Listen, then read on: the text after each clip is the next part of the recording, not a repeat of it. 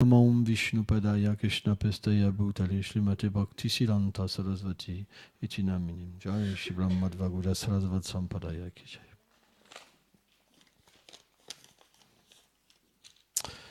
Alors aujourd'hui c'est Shivaratri, donc c'est un jour de très bon augure et même les Vaishnavas observent Shivaratri. Et un jour, on a demandé quel était le jour le plus cher à Shiva. Et il a dit ce jour-là, en fait. Il a expliqué que un dévot devait rester jeûner toute la journée, sans boire d'eau, sans manger, et rester éveillé toute la nuit pour le satisfaire. Et pendant les 12 heures de la nuit, à partir de 6 heures du soir jusqu'à 6 heures du matin, il devrait lui offrir 4 sortes d'abhishek. En premier, il doit le baigner avec du lait, tout en chantant ses gloires. Après avec du yaourt, après avec du ghee, et après avec du miel. Et après avoir observé les 12 heures de la nuit, il doit nourrir les Vaishnavas, les Brahmanas. Et il a expliqué que c'est la chose qui lui faisait le plus plaisir. Alors, les gens matérialistes adorent Shiva, souvent pour des biens matériels ou la libération.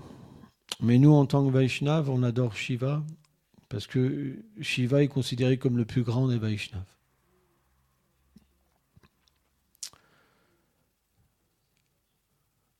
Et Shiva a une telle position pour nous qu'il est devenu le gardien, en fait, de toutes les demeures du Seigneur suprême. Et là, en fait, le chant d'Acharyadev, Gurudev,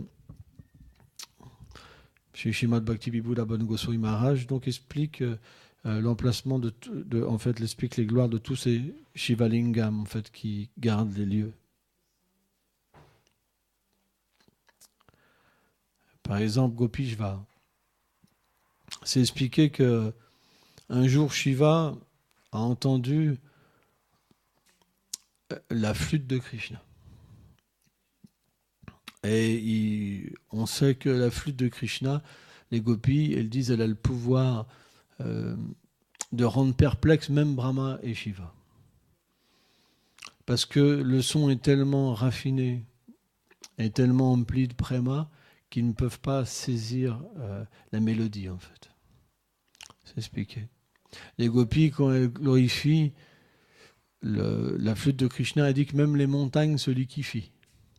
Et que la rivière comme la Yamuna se solidifie, où son cours s'inverse. C'est expliqué, et qu'elle tourne en extase, en fait. Quand les vaches entendent la flûte de Krishna, leurs oreilles se métamorphosent comme des grandes coupes pour boire le nectar de la flûte de Krishna. Leur queue, en fait, se dresse. Et les veaux qui écoutent la flûte de Krishna, ils ont qui têtent leur mère, ils ont les larmes qui coulent et ils sont pétrifiés, en fait. Les animaux deviennent pétrifiés comme des images peintes. C'est expliqué que les demi-dieux, quand ils écoutent cette mélodie-là, ils peuvent même tomber de leur aéronef. Et toutes les femmes de l'univers voient leur chasteté défaite. Parce que personne ne peut se battre contre la beauté de Krishna. Et ce jour-là, Shiva donc, a entendu la flûte de Krishna. Et bienvenue. Et donc, il a été complètement attiré. Et il a suivi, en fait, par l'écoute, d'où venait ce son. Et donc, il est arrivé là où Krishna se divertissait et qu'il allait accomplir sa danse rasa. Il y a un arbre fameux, Vanchivat, où Krishna ajoute sa flûte pour appeler les gopis. Et non loin de là, il y a le théâtre de la danse rasa. proche de la Yamuna. On appelle tout cet emplacement Govindhan Stali. Et il y a une énorme place merveilleuse en fait pour que les gopis et Krishna puissent danser. Alors, Krishna, son énergie interne, Swarup Shakti, se manifeste en tant que Radharani. Et Radharani se manifeste en différentes gopis. Donc quand Krishna danse la danse rasa, c'est pas qu'il prend plaisir comme des hommes concupiscents. Simplement, il s'associe avec son énergie interne de plaisir. C'est ça la position de Krishna. Parce que les êtres ordinaires, ils essayent d'imiter Krishna en prenant plaisir. Mais ça, c'est ce qu'on appelle la concupiscence. Hein? Donc c'est juste un petit parallèle. Et donc Shiva était attiré et il voulait aller sur le lieu de la danse rasa. Mais sur ce lieu-là, il n'y a pas la possibilité qu'un homme puisse assister à la danse rasa. Et donc il a rencontré Purnamasi. Purnamasi, c'est Yogamaya. Yogamaya, c'est l'énergie de divertissement de Krishna. Et il lui a dit, oh Shiva, qu'est-ce que tu veux? Il dit, je veux participer à la danse rasa. Mais il dit, mais tu peux pas, tu as un corps masculin. En fait, Krishna, Shiva, Sadashiva, il a 3 yeux. En fait. Tu peux pas. Et il lui dit, mais comment je peux faire? Il dit, il faut que tu voies Vrinda Devi. Vrinda Devi est l'énergie, en fait, qui arrange les divertissements de Krishna. Yogamaya, elle crée, l'illusion spirituelle. Bien que Krishna soit l'origine de tout, hein, il le dit dans la Bhagavad Gita, Ham sarvasya prabhava mata sarvabhavetate, mata param asidam jamai sarva. Bref, Krishna il dit, tout repose sur moi comme des perles sur un fil, tout émane de moi. Hein.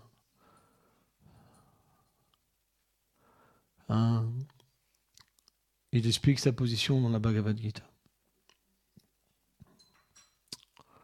Et donc, Yogamaya, le Seigneur lui-même désire oublier sa position. En fait, le Seigneur a différentes formes qui sont décrites dans les écritures védiques. Et Krishna, l'original personne suprême, il veut s'absorber dans sa douceur, pas dans son opulence.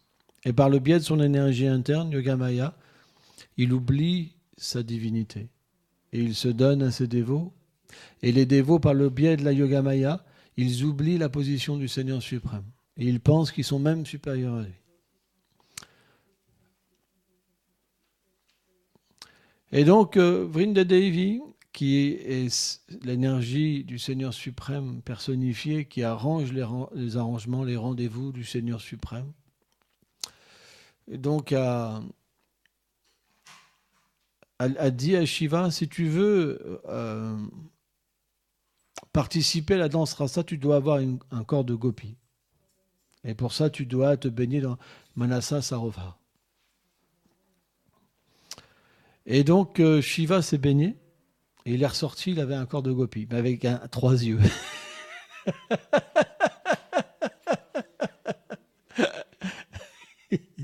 Et donc, les gopis, elles ont les voiles sur leur visage, en fait. Et ils ont commencé à danser avec Krishna. Donc, il y a 3 sortes de danse rasa.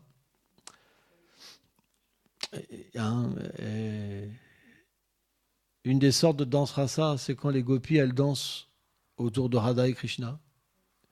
Une autre sorte de danse rasa, c'est quand Krishna il est entre 2 gopis. Et il y en a une autre aussi où chaque gopi fait des démonstrations de danse. Hein. On voit le hip-hop, ils n'ont rien inventé. Tout vient du monde transcendantal. Hein. Parce que le hip-hop, c'est comme ça. Il y a plein de gens qui dansent, et puis il y en a un au milieu, il fait des figurines, etc. Et en fait, les gopis, ils font la même chose, mais d'une manière des milliards de fois plus merveilleuse. En fait. Et Radha et Krishna, les gopis, ils applaudissent. Ils disent bravo, bravo.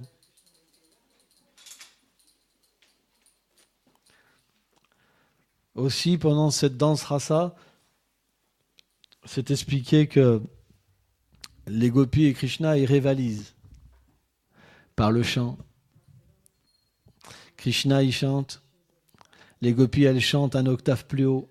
Krishna, il chante un octave plus haut. Parce que nous, on ne peut pas chanter comme ça. Mais dans le monde transcendantal, c'est illimité la façon de chanter, quoi.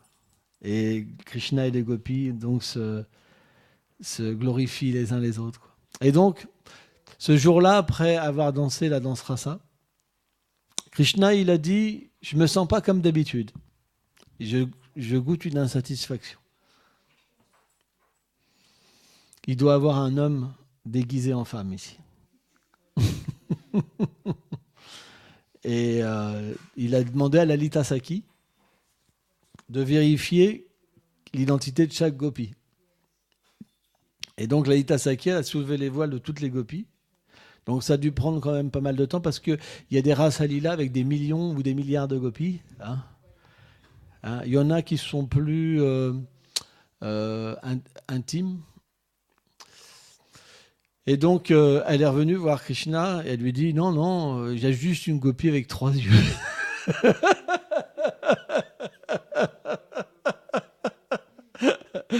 Donc Krishna il dit d'accord, amène-moi cette gopie.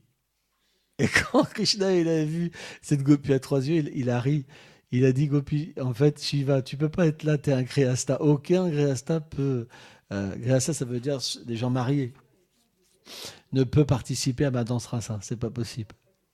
Par contre, je te donne cette bénédiction d'être le gardien de la danse rasa et que les gopis t'adoreront pour pouvoir atteindre cette perfection. Hein? Donc c'est pour ça que Mahadev Shiva est connu comme Gopi Shiva. Donc Shiva est un tattva assez compliqué. La Brahma Samhita explique que le Seigneur Krishna est comme le lait et Shiva est comme le yaourt. Quand on met un ingrédient dans le lait, ça devient du yaourt. Mais de la même manière, une fois que vous avez du yaourt, vous ne pouvez plus avoir du lait. Donc c'est 2 éléments qui ne sont pas différents, mais à la fois différents. Cette différence, elle est expliquée dans différents écrits. Le Seigneur Krishna, pour ses divertissements, il manifeste en tant que Karadakshashani Vishnu ou Mahavishnu. Dans cette forme, le Seigneur Mahavishnu, il manifeste d'innombrables univers. À chaque fois qu'il expire, c'est ça, expirer, il y a des milliards d'univers qui sortent des pores de sa peau et qui reposent sur l'océan Karana. C'est pour ça qu'on appelle Karana Gaché Vishnu, l'océan des causes, ou la rivière Virage. C'est là où que les bouddhistes ils désirent arriver. C'est là où que les jivas trouvent leur origine, les âmes marginales en fait. C'est une rivière qui ne connaît pas l'influence de l'énergie matérielle. C'est un endroit qui est neutre dans la création. Et non plus l'énergie spirituelle. Et c'est expliqué que c'est la sueur divine de Mahavishnu, mais c'est en fait les âmes qui composent cette eau.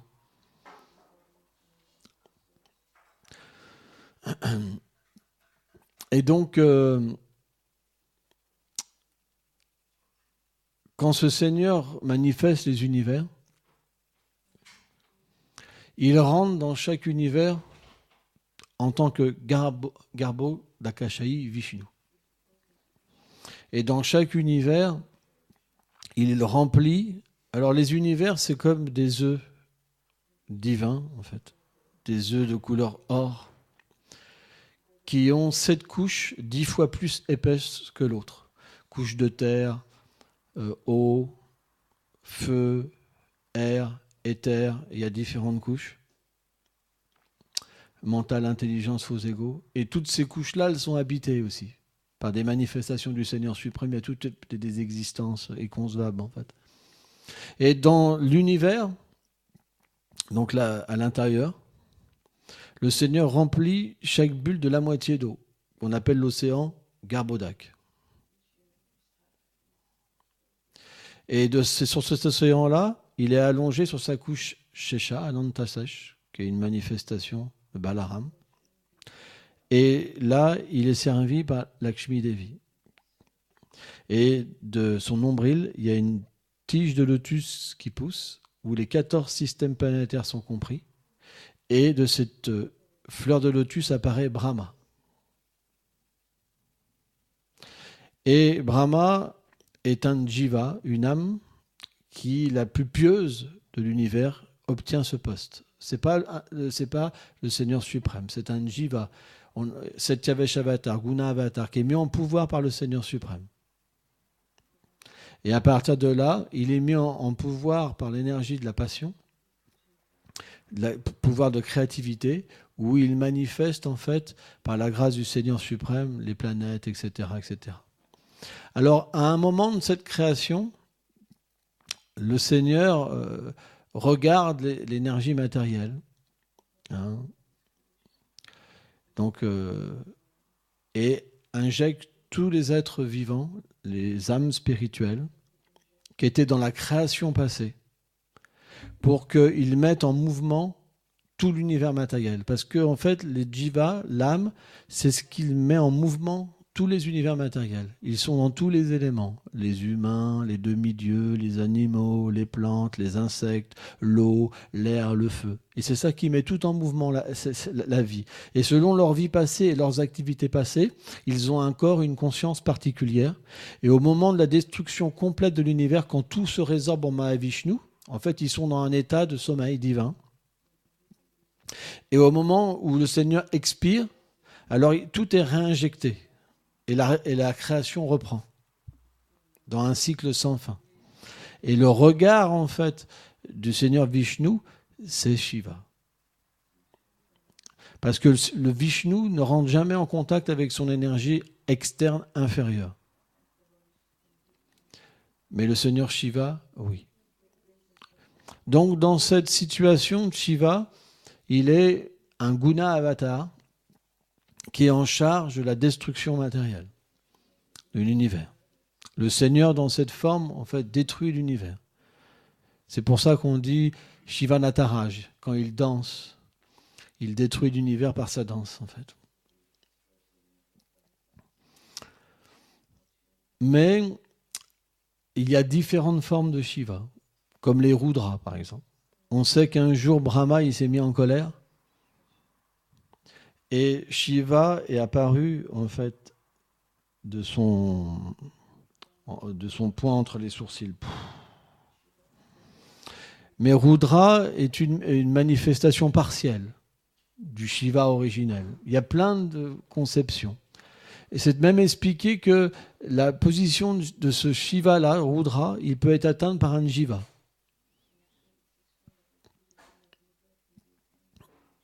Donc il y a différentes conceptions. Mais le Sada Shiva originel, qui est au-delà du monde matériel, de tous les univers matériels, donc il y a une planète, lui, il est l'origine de toutes ces manifestations. De la même manière, quand il n'y a personne pour assurer le poste de Brahma, alors Krishna lui-même prend la position de Brahma. Alors, c'est des choses qui sont un petit peu compliquées, mais on parle, quoi, voilà. C'est écrit dans les Écritures. Si vous n'êtes pas satisfait, vous allez vérifier. Hein? Donc, on va raconter un petit divertissement avec Shiva. Donc, sur cette planète, le Sadashiva, Shiva est éternellement accompagné de Sati, sa compagne éternelle, qu'on appelle Durga, Uma, Parvati, avec les différents noms, selon les manifestations de sa personne. C'est comme Shiva, c'est le même principe. En fait, Sati est une manifestation de Srimati Radharani. Tout trouve son origine à Golok Vrindavan, se manifeste dans différentes régions de l'univers. Et donc, Sati, dans ce divertissement-là, elle a comme père Daksha. Daksha est un des fils de Brahma, qui est ce qu'on appelle un Prajapati. Prajapati, c'est des personnes qui sont mises en pouvoir pour procréer l'univers matériel. Il y a différents Prajapati. Bienvenue. Et donc Daksha et les grandes personnalités de l'univers s'étaient assemblées pour faire un énorme sacrifice pour le bien-être de l'univers entier. Et Shiva donc a été marié à sa fille. Alors c'est éternel, mais c'est des divertissements aussi. Il y a toujours un côté tattva, vérité, et un côté rasa, ça veut dire divertissement, dans la conception de la vérité absolue. Et donc, Daksha avait donné sa fille Sati sans vraiment être satisfait. Parce que Shiva s'est expliqué qu'il a des serpents autour de lui, il a des cendres de crémation, il a des crânes autour de lui comme guirlande. Et il vit pas dans un palais mais renoncé, il médite, il est très austère. Et donc Daksha, bien qu'il ait marié sa fille adorable, qu'il sa préférée à Shiva, et il avait jamais accepté ça vraiment dans son cœur. Et donc le gendre, automatiquement, le gendre, il offre toujours ses hommages au beau-père. C'est le principe. Mais Shiva, dans sa position, est plus élevé que Daksha. Parce que c'est le plus grand des demi-dieux. Deva. Et donc, Shiva et Brahma étaient présents, ainsi que différents fils de Brahma comme Bhrigu Muni, etc. Donc ils allaient commencer donc, le yaga, et quand Daksha arrivait, c'était expliqué, il était tellement puissant qu'il arrivait comme un soleil. Tous les gens se sont levés, sauf Brahma, puisqu'il est le père, et Shiva, lui, s'était pas levé non plus. Parce qu'en fait,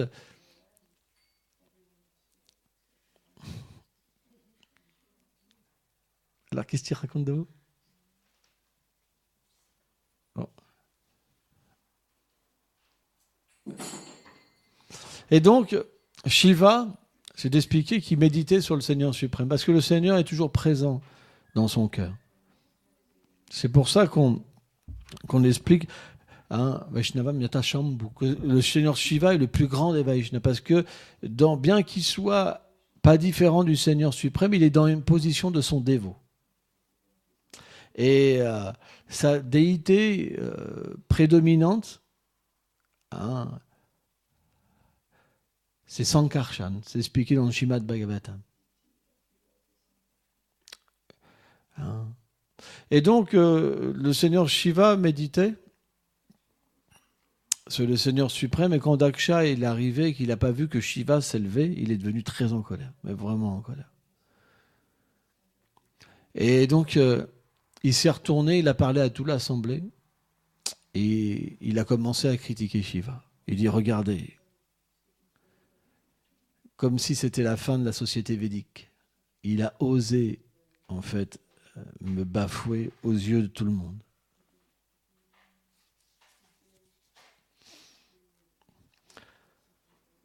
Bienvenue. Il a osé me bafouer aux yeux de tout le monde. Et là, il a commencé à dire, en fait, j'ai donné ma fille, qui a des yeux, qui est comme une biche, qui est tellement beau, à une personne aussi basse, qui est simplement l'ami des fantômes, qui se poudre le corps des cendres de crémation, etc. Donc il est devenu vraiment très en colère contre Shiva, et il a maudit Shiva. Il a maudit Shiva. Et Shiva, lui, restait complètement imperturbable. Il était paisible. Et comme il y avait des associés de Shiva qui étaient présents avec Shiva, quand ils ont entendu que Daksha avait maudit Shiva, alors Nandishvar, il a commencé à maudire en fait Daksha.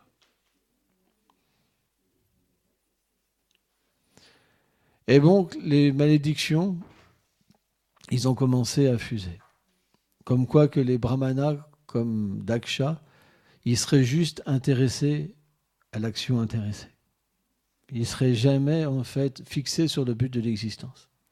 Et les malédictions qu'ont reçues les adorateurs de Shiva, c'est qu'ils se prendraient pour Shiva lui-même. Ça serait des impersonnalistes, en fait.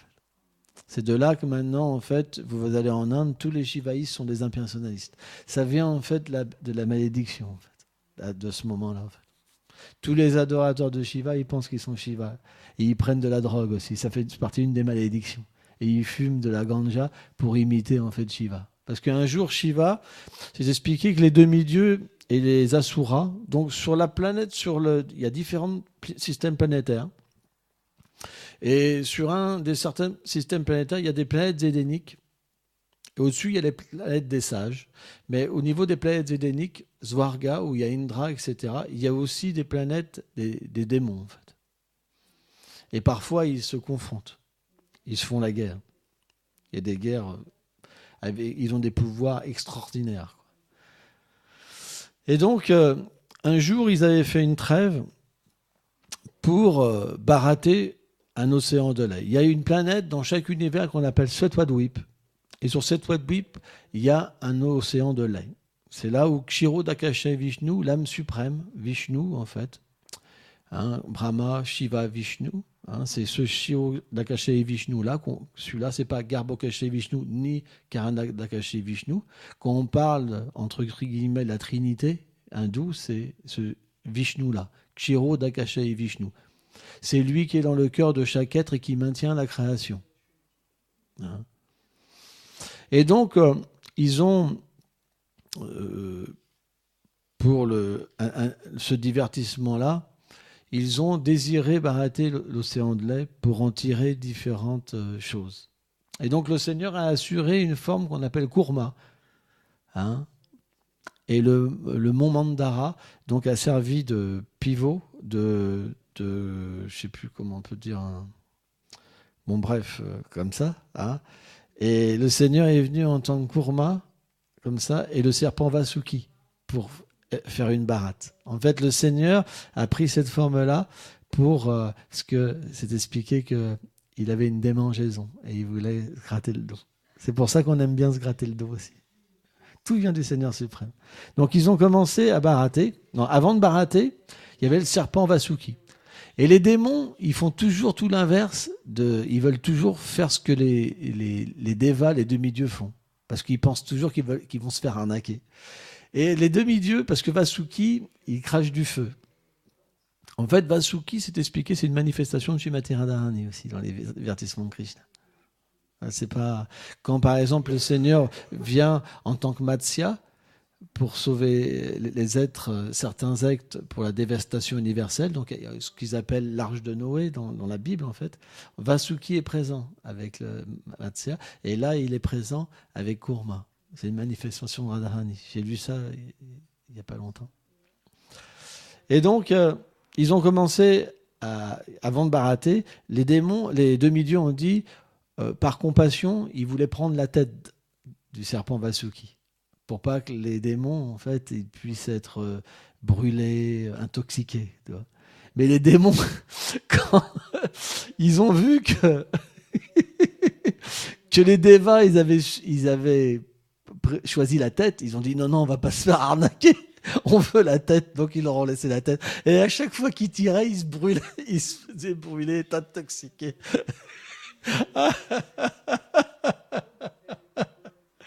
Et donc... différentes choses extraordinaires est sorties. Mais en premier, il y a eu un poison terrible. Il y a eu un poison terrible qui est apparu. Et donc, c'est expliqué que Shiva a été appelé pour boire ce poison-là. Et après, je raconterai une autre anecdote pour ça. Et donc, quand il a bu ce poison, alors déjà, il y a des scorpions, des serpents.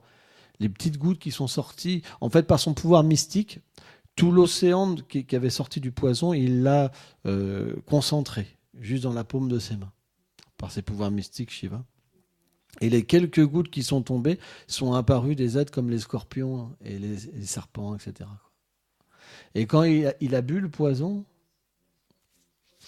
il s'est dit, Krishna est dans mon cœur.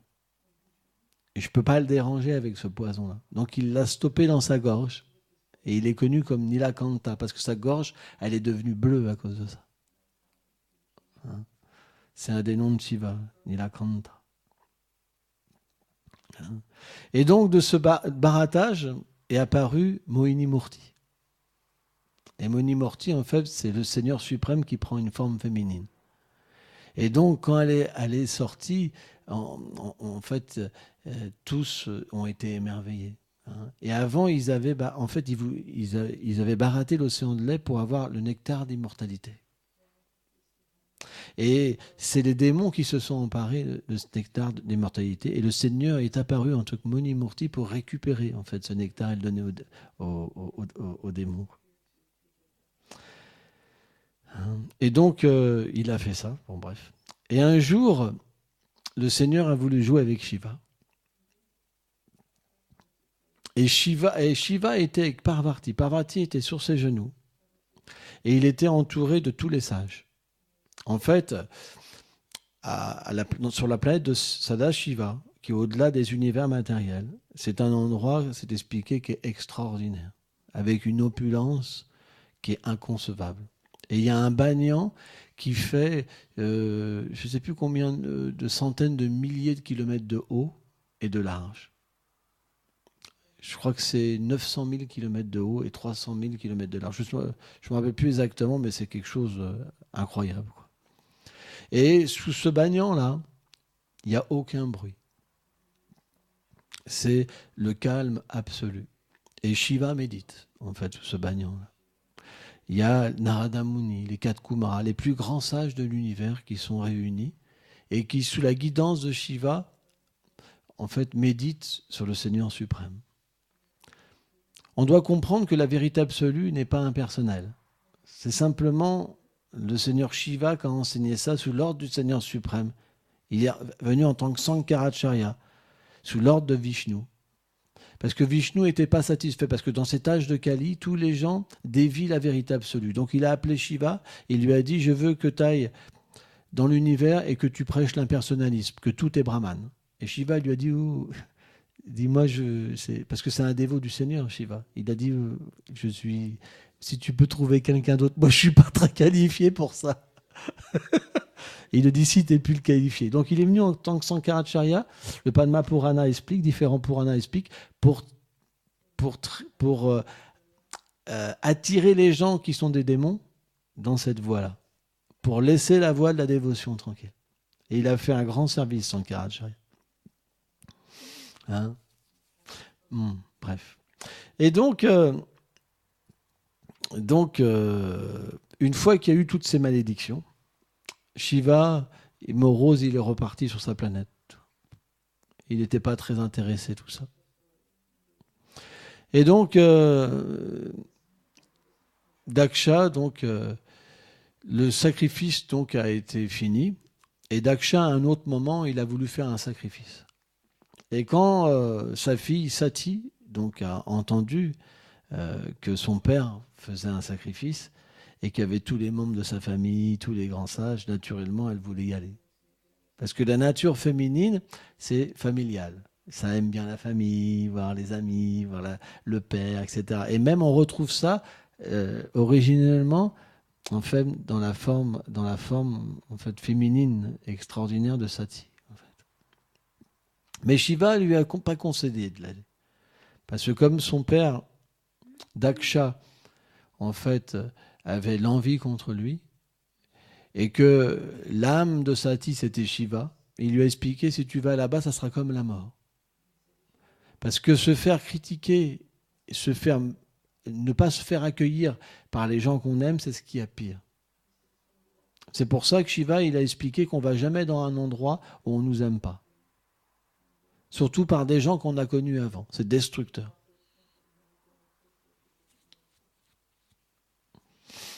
Et donc, Sati, elle était insatisfaite de la réponse de Shiva parce qu'elle avait un désir. Des fois, on a des désirs, vous savez. Quand il y a un désir, on est insatisfait. On veut le faire. Et elle s'est mise en colère contre Shiva au point qu'elle allait comme le détruire par son regard. Et donc elle est partie. Et là, quand elle est partie, le taureau Nandishvar, la monture de Shiva, donc est venu. Elle est montée sur la monture Nandishvar. Et tous les bhūtas, les fantômes, parce que Shiva, il est adoré par une horde de fantômes. Toutes sortes d'êtres de l'univers ont commencé à faire un cortège fabuleux, en fait, de la planète, en fait, de Shiva. Ils ont été dans l'univers matériel, comme ça, avec de la musique extraordinaire, etc. Et donc, quand elle est arrivée, où son père faisait le sacrifice, Daksha, il n'a même pas regardé. Personne n'a osé même lui dire bonjour. C'était la compagne de Shiva. Hein. Et donc, du coup, Sati, elle est devenue extrêmement courroucée. Parce qu'elle savait que son père avait refusé de l'accueillir parce qu'elle était mariée avec Shiva. Et là, à ce moment-là, sa mère est venue l'accueillir, ses sœurs sont venues l'accueillir avec des cadeaux, mais c'est pas qu'elle n'a pas apprécié la réception, mais parce que son père l'avait pas accueillie, elle n'a pas pu apprécier. Et elle a dit, en fait, elle a commencé à parler à son père, parce qu'elle pouvait détruire son père, juste comme ça. Parce que Durga Devi, en fait, hein, c'est, comment dire, c'est comme l'énergie matérielle personnifiée, vous savez. Hein. C'est pour ça que, par exemple, un jour, Shiva s'est fait couper le sexe. C'est devenu, en fait, le lingam. Et en fait, le lingam, ça représente Durga Devi, l'énergie matérielle, et Shiva, en fait, le père de la création. C'était juste pour parler en fait de Sati. Et donc elle a commencé à reprocher à son père, lui dit en fait, tu juges Shiva qui est complètement parfait, alors que toi, tu es juste lié à l'acte, intéressé. Tu es juste l'orgueil personnifié. En fait, quand je pense, quand Shiva m'appelle par le nom Dakshayani, hein, qui veut dire que tu es la fille de Daksha, en fait, je me repens. Parce que, en fait, comme tu haïs l'être le plus parfait, le plus miséricordieux, qui libère toutes les entités vivantes, alors je me sens complètement souillé. Et elle a dit, donc, je vais me débarrasser de ce corps. Et donc, par ses pouvoirs mystiques, donc une tenue safran est apparue sur elle. Elle s'est mise dans la position de yoga et elle a commencé à rentrer tous les éléments à elle. Et elle a mis le feu en elle. Et elle a quitté son corps comme ça. Et là, à ce moment-là, tous les amis de Shiva qui étaient là, ils ont commencé à attaquer donc, les brahmanes, les grands sages, etc. Et Bhrigu Muni, par ses pouvoirs mystiques, il a fait une oblation. Il y a toute une armée en fait qui est apparue, comme ça. Il y a eu une énorme bataille comme ça. Et les adorateurs de Shiva, ils ont été effrayés en fait par cette armée que Bhrigu Muni donc avait manifestée. Ils sont partis. En fait. Et là, quand Shiva, il a appris que, en fait, que Sati avait quitté son corps, il est rentré en colère. Il a pris un cheveu et il l'a jeté. Et avec un mantra, en fait, il y a un terrible démon qui est apparu. C'est expliqué qu'il remplissait le ciel entier. Il était terrible, vraiment horrible. Alors je ne me rappelle plus comment il s'appelait, je ne me rappelle plus. Balabhadra, c'est ça? Virabhadra, voilà, Virabhadra. Voilà, c'est ça. Et donc il a fait le tour de Shiva, il a rendu ses hommages, il a dit qu'est-ce que je peux faire pour te servir, maître? Il lui a dit va là-bas et détruis-les tous. Donc il est parti avec toute l'armée de Shiva, ils ont tout détruit. Et Virabhadra, donc, par rapport à ce que les gens avaient fait de Shiva, ils avaient parlé sur Shiva, il a cassé les dents. Donc il y a eu plusieurs sortes de personnages où il a commencé à faire ces choses. Et après, il a pris Daksha, il a voulu lui couper la tête. Mais il n'arrivait pas à couper la tête de Daksha. Tellement Daksha était puissant. Donc il y avait un endroit où on sacrifiait les animaux. Parce que les animaux, en fait, dans les âges d'avant, quand on les sacrifiait, ils pouvaient aller sur les planètes zéléniques. En fait, l'âme qui était dans l'animal pouvait atteindre directement les planètes zéléniques. Dans l'âge de Kali, ce n'est pas possible. C'est pour ça que les sacrifices d'animaux sont interdits, parce qu'il n'y a pas de brahmana qualifié pour faire de tels sacrifices. Et donc il a mis la tête de Daksha sur cet endroit et il lui a coupé la tête. Et donc après ils sont retournés à la planète de Shiva. Et là les demi-dieux, ils ont eu vraiment peur en fait. Parce que Shiva est très puissant en fait. Tous les demi-dieux de l'univers ont commencé à avoir peur. Ils ont été prendre refuge en Brahma, à Brahmaloka. Et là, Brahma, il a expliqué que Shiva, il est aussi vite satisfait qu'en colère. Que si vous allez le voir et que vous tombez à ses pieds, alors il sera miséricordieux avec vous et vous pourrez reprendre votre sacrifice. Il fera tous les arrangements pour que tout soit remis en place, en fait, pour que vous puissiez faire ce sacrifice. Donc ils sont tombés au pied de Shiva, ils ont commencé donc à glorifier Shiva comme le Seigneur suprême. Et donc le Seigneur Shiva, il a dit d'accord, je vous donne cette bénédiction pour reprendre votre sacrifice, mais Daksha, à la place d'avoir une tête humaine, parce que sa tête, Vilabhadra, il l'avait jetée dans le feu de sacrifice. Mais à la place d'avoir une tête humaine, il aurait une tête de chèvre. Et donc il a rétabli toutes les personnes d'une certaine manière, comme ça. Et donc, quand Shiva a été donc à l'arène de sacrifice, et quand Daksha a reçu une tête de chèvre, en fait, Daksha peut reprendre conscience en fait, avec une tête de chèvre. Et il a offert des prières à Shiva. Voilà, c'est un petit peu des histoires sur Shiva. Hein. Donc, une fois, le Seigneur Ram, donc Ramachandra s'est expliqué au niveau védique que c'est une manifestation du Seigneur Krishna avec un petit peu plus d'opulence. Le Seigneur Krishna est dans sa douceur suprême, mais quand il se manifeste en tant qu'un prince, il devient le Seigneur Ram. Et la planète éternelle du Seigneur Ram s'appelle Ayodhya. Et dans ce qu'on appelle le Satya Yuga, le Seigneur Ram vient pour accomplir ce divertissement qu'on connaît sur le nom des Ramayana, hein, qui a été écrit par Valmiki. Et donc un jour, Ram, il a adoré Rameshvar, Shiva. Et donc, comme il avait adoré ce lingam, qu'on appelle Rameshvar, les demi-dieux, et tout le monde disait en fait que Rameshvar, ça veut dire que Shiva est le maître de Ram.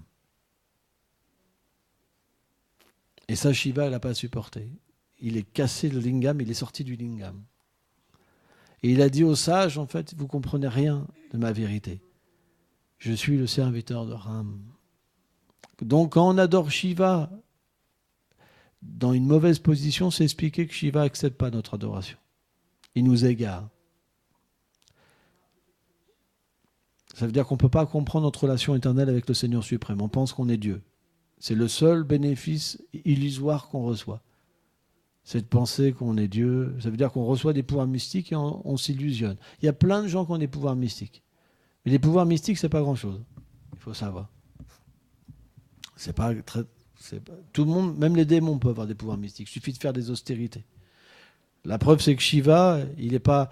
Une fois, Narada Muni, il cherchait qui était le plus grand Vaishnav. Il arrivait, on lui avait dit que c'est Shiva. Donc il arrivait à la planète Shiva, il a dit « Oh, tu es le plus grand Vaishnav, Shiva ».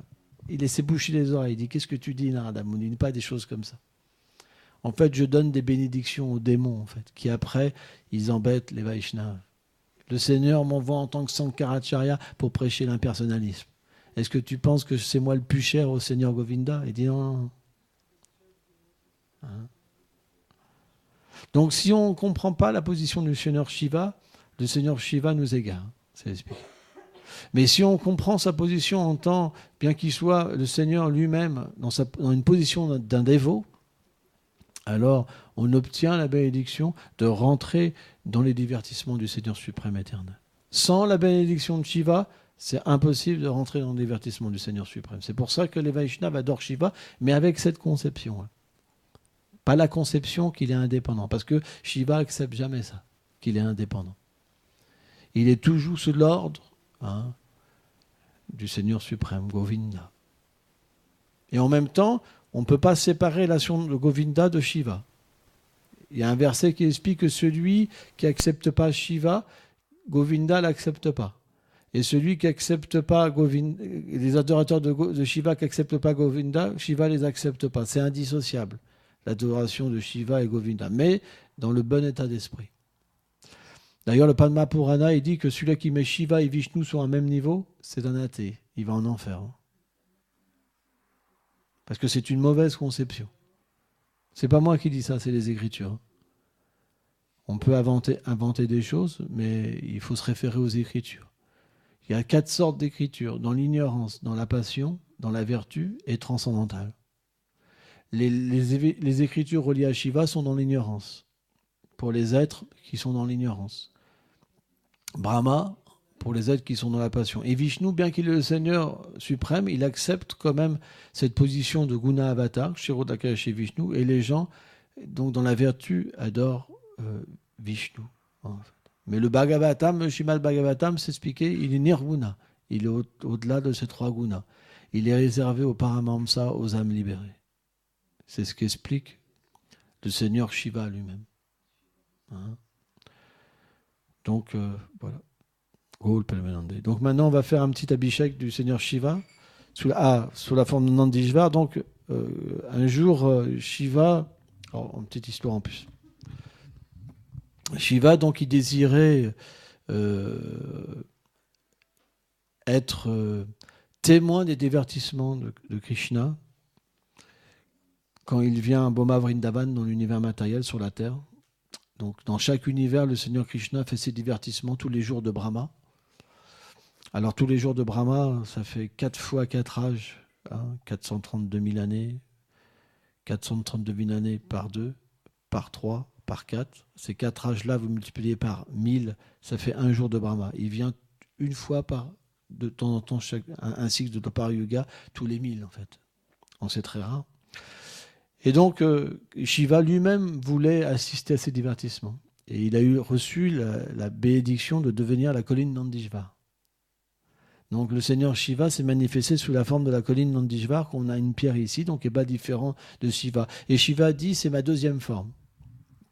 Et un jour, donc, Shiva, il voulait avoir le darshan de Gopal. En fait, Krishna prend la forme aussi d'un enfant. Sauf qu'il est... En fait, les shastras, les écritures expliquent qu'il n'est pas dans le ventre de la mère, le Seigneur suprême. C'est expliqué que le Seigneur manifeste de l'air dans le ventre de sa mère, mais qu'il apparaît en fait mystiquement. Ça sort pas de la... c'est pas... le Seigneur suprême, il n'est pas enfermé dans le ventre. Ça, c'est les faux avatars. C'est comme ça qu'on reconnaît le Seigneur suprême. Et donc, il est apparu comme un enfant. Pourquoi ? Parce que Nanda Maharaj et Marshoda, dans leur demeure éternelle, ils ont toujours le Seigneur d'un même âge. Parce que tout est éternel. Chacun a un âge éternel, avec même un jour éternel. Et donc, comme le Seigneur apparaissait en tant qu'un enfant, il voulait avoir le darshan de ce Seigneur en tant qu'un enfant. Et donc, il est arrivé à la demeure de Nanda Maharaj, qui est au-dessus de sa forme de colline, Nandishvar. Et donc, il a voulu venir, en fait, voir Gopal. Mais bon, il avait des serpents partout. Il avait des cendres de crémation sur lui. Et quand Maharashoda, elle a vu Shiva, elle n'a pas reconnu Shiva. Elle a dit non, mais il ne peut pas voir Gopal, il va avoir peur. Elle n'a pas voulu. Donc en fait, il s'est assis. C'est pour ça qu'à côté de Nandishvar, il y a un Shivalinga. Comment il s'appelle ce Shivalinga ? Quelqu'un se rappelle ? Manibhushan, je ne me rappelle plus. Bon. Et je crois que c'est Nandishvar qui s'appelle aussi. Nandishvar. Et donc, ouais, c'est ça, Nandishvar. Et donc, il s'est assis à cet endroit-là et il méditait. Et là, à partir de là, le Seigneur a commencé à pleurer en tant qu'enfant. Il pleurait, il pleurait, il pleurait, il pleurait. Et là, Mère Yashoda, il s'est dit qu'il s'est passé quelque chose, quoi. Et elle s'est dit, ça doit être mon offense envers ce sage qui voulait avoir voir, en fait, mon enfant. Et donc, ils ont été chercher Shiva. Et quand Shiva est venu devant Gopal, il a fait un beau sourire. En fait. Il était en extase de voir son dévot. On peut encore venir sur cette place. En fait, Shiva s'est manifesté en tant qu'un lingam à cet endroit-là. C'est une place merveilleuse. Bon, Golpemande.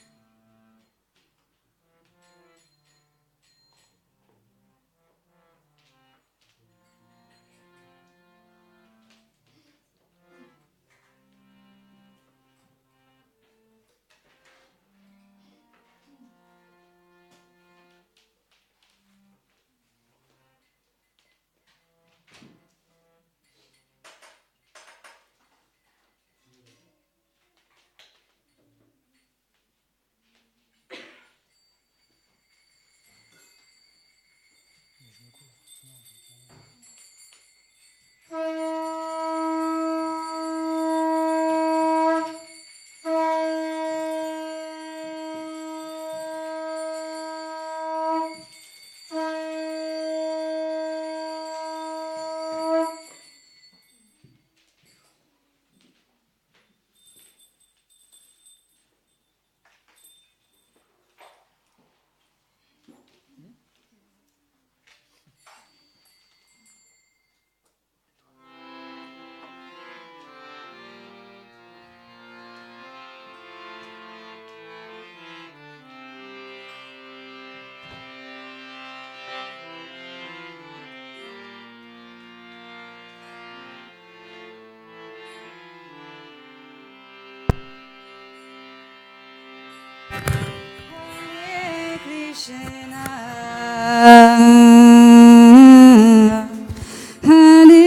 Krishna,